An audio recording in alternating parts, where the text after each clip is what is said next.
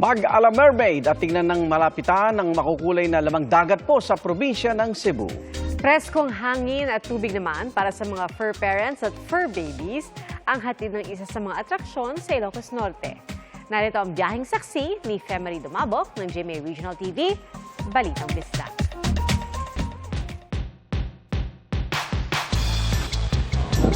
Pag sinabing pagod-pod, matik white sand beach. Pero di lang dagat ang bintahin ng dulong bayan ng Ilocos Norte. Dahil pwede kang ma-fall in love sa Cabigan Falls sa pusod ng kanilang kagubatan. Garantisado ang lamig. Di lang ng tubig, kundi ng lutiang puno at halaman sa paligid. Para kang nasa paraiso. Siyempre, dapat subukan ang magtampisaw sa tubig nitong galing sa tuktok ng bundok at ubod ng linaw. May mga bahagi itong mababaw, kaya kahit mga chikiting, mapapa-wow! Don't worry sa mga fur parents dahil dog-friendly rin ang talon. Mula Pagod-pod, kabig tayo pa Cebu.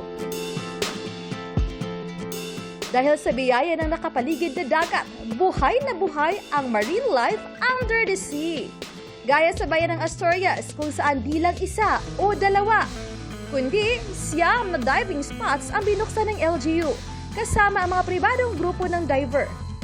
Hindi ka magsisisi sa pagsisid dahil sa makukulay na coral reefs at mga isda.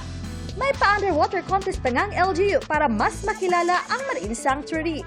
From the delicacies to our geographical location down to our marine life, so underwater world, daghan kayo mo og makita og make memories diri sa Asturias. Sakop ng 3 coastal barangay ang mga diving spot. Kaya sa pagpapalakas ng ecotourism ng Asturias, sinisikap din ng LGU na matulungan ng mga residente.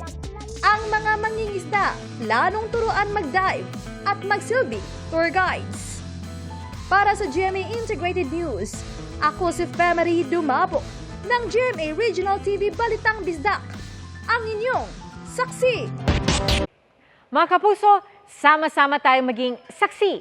Mag-subscribe sa GMA Integrated News sa YouTube at para sa mga kapuso abroad, samahan niyo kami sa GMA Pinoy TV at sa www.gmanews.tv.